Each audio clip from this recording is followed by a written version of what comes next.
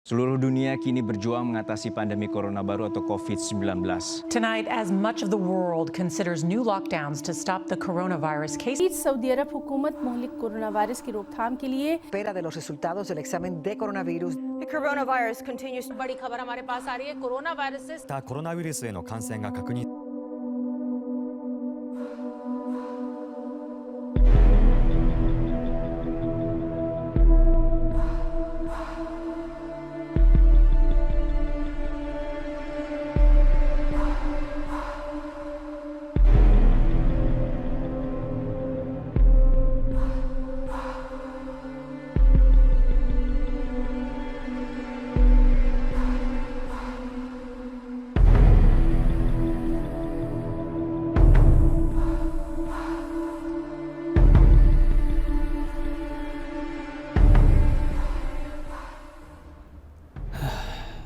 COVID-19. Virus yang sudah tidak asing ini bekerja secara lambat tapi pasti untuk mengintai Indonesia, sama seperti negara lain yang kewalahan dibuatnya. Jumlah pasien positif corona sekarang bertambah menjadi 309 di tanggal 19 Maret waktu saya membuat video ini. Jumlah ini terus naik dari awal Februari waktu corona diduga pertama kali masuk ke Indonesia. Grafik ini hanyalah perkiraan dari jumlah positif corona di awal Maret sampai sekarang yang bahkan belum ada di penghujung Maret. Lalu sekarang sudah tercatat 309 kasus dan memiliki angka rasio kematian yang paling tinggi di ASEAN. Saya bukan seorang ahli atau profesional yang bekerja di bidang kesehatan atau ekonomi. Saya hanya rakyat biasa. Tapi saya sudah mengikuti berita corona ini sejak dari Desember. Bukan hanya untuk manusia, tapi corona juga berdampak fatal untuk perekonomian, terutama perekonomian Indonesia, mulai dari saham, nilai tukar uang, properti, manufaktur, retailer, restoran, wisatawan, dan lain-lain. Mengantarkannya turun di 5% koreksi. Consumer di 5,80%, infra 5,47%. Dengan demikian ini tiga sektor utama sudah memperlemah dan melanjutkan level koreksi di 5%. Yang juga mengalami pelemahan di 5,68%. Kemudian indeks sektor properti 3,51%. Hal ini pasti akan ada dampak langsung ke kita. Sebagai contoh kecil, saya punya teman yang bekerja sebagai teknisi di IndiHome. Waktu kita lagi ngobrol biasa tentang corona, dia sempat cerita ke saya bahwa beberapa decoder IndiHome sekarang sudah berubah ke model yang lebih tua, karena stok barang tersebut sudah mulai habis. Saya bingung kenapa bisa. Ternyata barang tersebut diimpor dari Cina, dan pabrik yang memproduksi itu di Cina sudah tutup akibat dari corona tersebut. Saya tidak bisa meng-cross-check kebenaran dari berita ini, karena saya tidak menemukan artikel apapun di internet.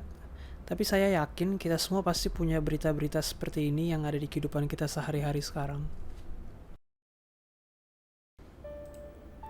Indonesia bahkan belum mengalami puncak dari serangan virus corona. Perlu diingat bahwa kita masih ada di tahap awal, sama seperti Amerika, Inggris, Malaysia, dan negara lainnya. Sementara itu, tim peneliti matematika epidemiologi dari Pusat Permodelan Matematika dan Simulasi ITB memperkirakan penyebaran virus corona di Indonesia diprediksi akan berlanjut hingga April mendatang.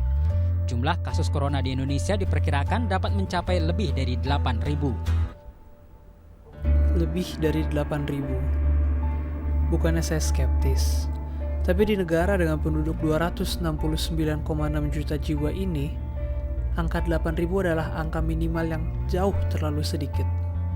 Nyaris tidak mungkin. Tapi kita ambil aja sebagai contoh Jakarta. Karena menurut pemerintah, Jakarta akan menjadi salah satu epicenter virus corona di Indonesia. Situasi di Jakarta, penyebarannya bergerak sangat cepat. Dan sekarang Jakarta merupakan salah satu epicenter dengan pertambahan kasus yang sangat signifikan.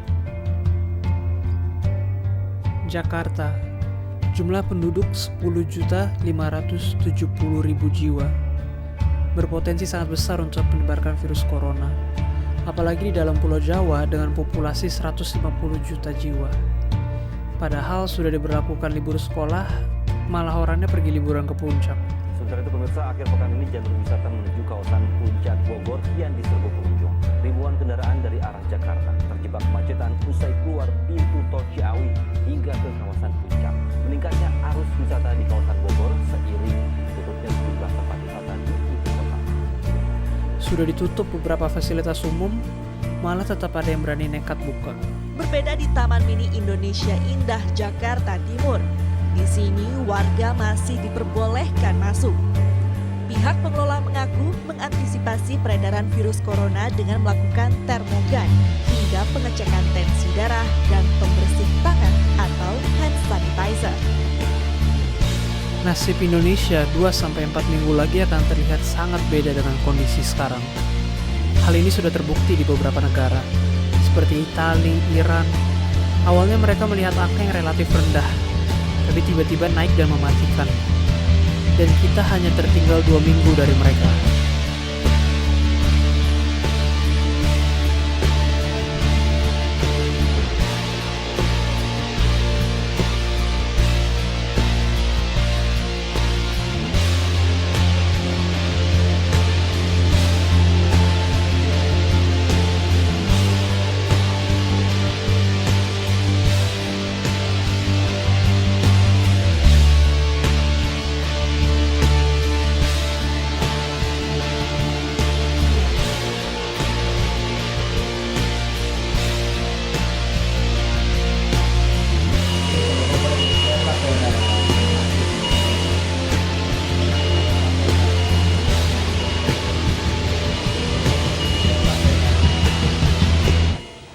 Here they're calling it the apocalypse, and this is what it looks like. And their message to us is simple: get ready.